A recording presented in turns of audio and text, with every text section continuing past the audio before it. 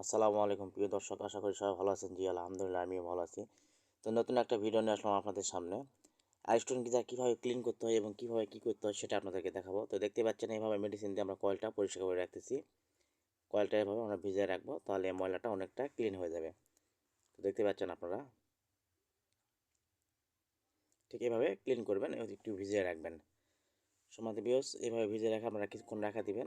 আমরা আপনাদেরকে গিজের আমরা ভিতরটা আসলে কীভাবে পার্ট টু পার্ট খুলতে হয় সেটা আপনাদেরকে দেখাবো। তো চলুন দেখি। আর দেখুন, একটা গিজার এখানে একটা যেভাবে সেটিং করা ছিল আমরা ঠিক তেমনিভাবে সেটিং করব না, কেননা এখানে একটি ইটা দেওয়া ছিল। ইটা দেওয়ার কারণে গিজারটা অনেক সময় ভিতরে বেঁকে হয়ে গেছে, যার কারণে আমরা এইভাবে আর রাখবো না। গিজারটা আরেকভাবে সেটিং করা ছিল, সেভাবে আমরা সেটিং করব না। তখন পুরো গিজারটা আমরা খুলে দেখাবো কীভাবে আমরা কার্বনটা বের করতেছি, কীভাবে আমরা কয়েলটা বের করতেছি এবং গিজারের ভিতরে কী কী আছে, সব ধরনের পার্ট টু পার্ট আমরা আপনাদেরকে আজকে দেখাবো। ভিডিওটা একটু লম্বা হলো, তার জন্য আমি দুঃখিত। মানে এগুলো দেখলেই বুঝতে পারবেন যে আসলে একটা গিজার কীভাবে খুলতে হয়, কীভাবে কয়েল চেঞ্জ করতে হয়, কীভাবে গিজার মেরামত করতে হয়, এ টু জেড পাচ্ছেন এই একটা ভিডিওতে। তো দেখুন, আমরা এই যে এটা সেফটি ভালো, এটা ঠান্ডা তো লাগানো ছিল খুলেতে, আমরা এটা খুলে রাখছি এইভাবে। খুলে রাখার জন্য আমরা রাখছি এটা। আর দেখতে পাচ্ছেন আপনারা, এটা 10 নম্বর ডাল বলা হয়। আরিস্টন গিজার খুলতে 10 নম্বর ডাল ব্যবহার করা হয়। তো আমরা এইভাবে প্রত্যেকটা নাট যেগুলো আছে আমরা সব খুলে ফেলে দেবো। তো খুলে ফেলানোর পরে আমরা এইভাবে উপর দিকে টান দিলে স্টিকটা খুলে আসবে। তো দেখুন, স্টিকটা আপনারা আগে খুলে নেবেন। এইভাবে খুলে নেওয়ার পরে 10 নম্বর ডাল দিয়ে এইভাবে নাটগুলো আস্তে আস্তে ঢিল করে নেবেন। নেওয়ার পরে প্রত্যেকটা নাটগুলো খুলে ফেলবেন ভিতর থেকে।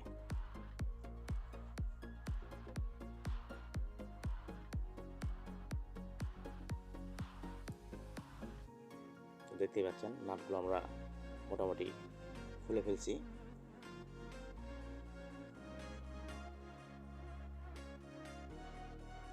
আর 10 নম্বর ডালটি অবশ্যই আরিস্টন গিজারের ক্ষেত্রে ব্যবহার করবেন। আরিস্টন গিজারে 10 নম্বর ডালটা লাগে।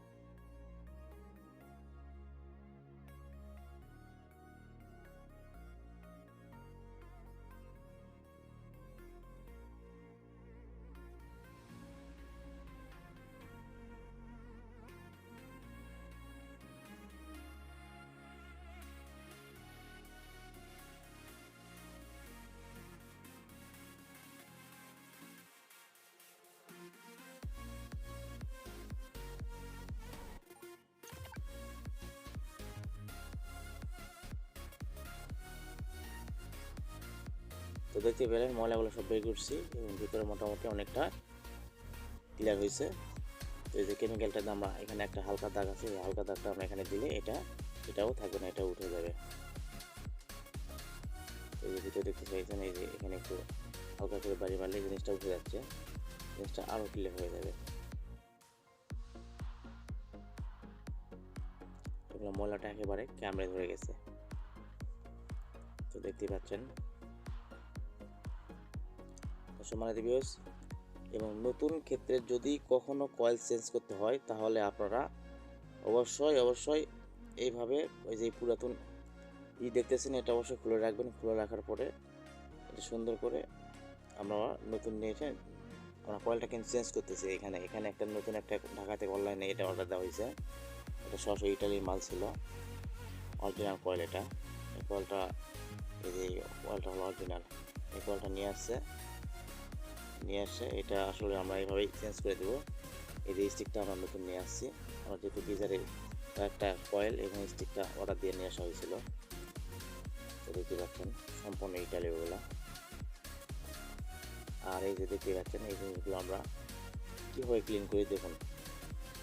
এই যেখানে আমরা সিরিজ বানার পরে এখানে আমরা স্প্রে মানে হাই টেম্পারে একটা স্প্রে আছে, স্প্রেটা মেরে দেবো। এই যে high temp spray clean, high quality মাল এটা।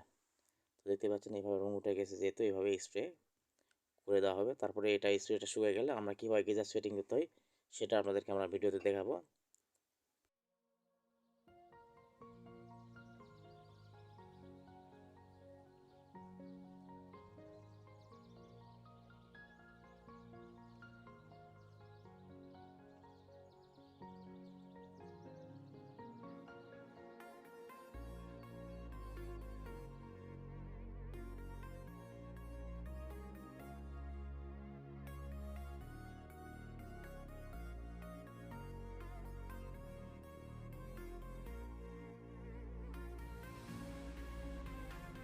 তো এইভাবে এটা খুলে নেবেন, গিজার যখন কয়েল চেঞ্জ করবেন তখন ঠিক এইভাবে পাটটা খুলে দিয়ে আবার লাগিয়ে দেবেন। আর পুরাতন ইট থাকে অবশ্যই এটাতে আবার লাগিয়ে নেবেন। তো দেখতেই পাচ্ছেন ঠিক এইভাবে লাগিয়ে নেবেন।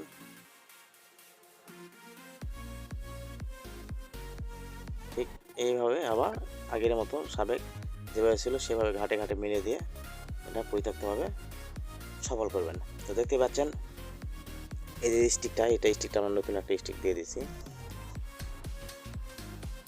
এইভাবে প্রত্যেকটা নাট আবারও টাইট দিবেন। সেই সঙ্গে যখন এটা একটা রবার আছে দেওয়ার পর চাপ দিয়ে লাগিয়ে নেওয়ার পরে এই রবারটা অটোমেটিক ভিজে যাবে, দেখতেই পাচ্ছেন।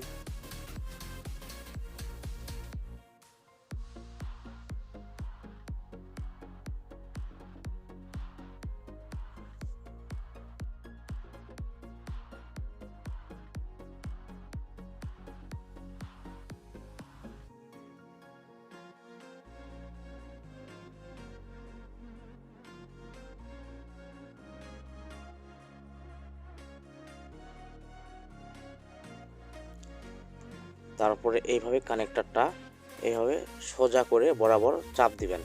চাপ দিলে কানেক্টর লেগে যাবে। এই যে দেখুন লেগে গেছে এটা সুন্দরভাবে। তো আমরা এখন সুন্দরভাবে ফুল প্যাকেজিং করে আপনাদেরকে দেখাবো কীভাবে গিজারটা সেটিং করব এবং কীভাবে গিজারটা রাখবো সেই পদ্ধতিটাও আপনাদেরকে দেখাবো।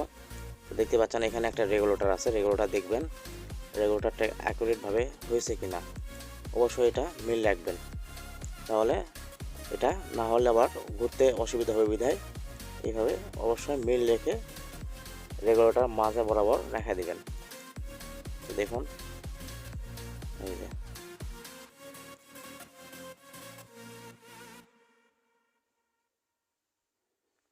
এই যে লাগানোর পরে এই যে এরকম ঘুরে দেখবেন আসলে যে ভিতর থেকে একটা শব্দ হচ্ছে, সে শব্দটা হচ্ছে কিনা সেটাও চেক করবেন। এখান থেকে শব্দটা হয়ে গেছে। এই যে এখানে আমরা মিলিয়ে দিছি দেখুন। এই যে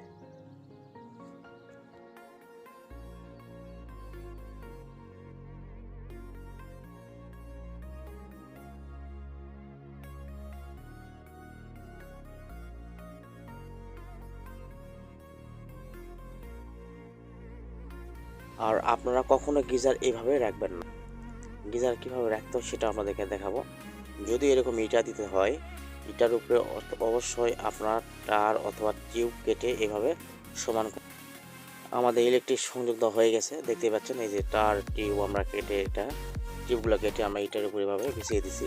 বিছিয়ে দেওয়ার পর সুন্দরভাবে এভাবে আমরা স্থাপন করে দিচ্ছি। তাহলে গিজারটা কখনো বডিটা নষ্ট হবে না। আর নাহলে সরাসরি ইটার উপরে রাখলে বডিটা নষ্ট হয়ে যায়, যার কারণে আমরা টিউব রেখে দিছি। আপনারা দেখতেই পাচ্ছেন। এই যে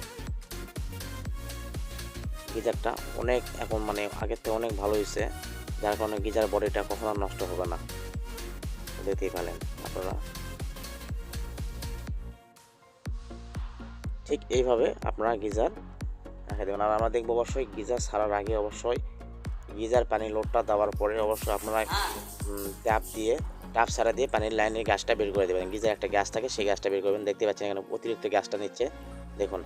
আমরা গ্যাস চেক করে দেখতেছি আসলে গ্যাস নিচ্ছে, পুরোপুরি গিজার ফিটিং হয়ে গেছে, সেটিং হয়ে গেছে, এই যে গ্যাস নিচ্ছে, মানে কিছুক্ষণ পর হয়তো পানিটা চলে আসবে।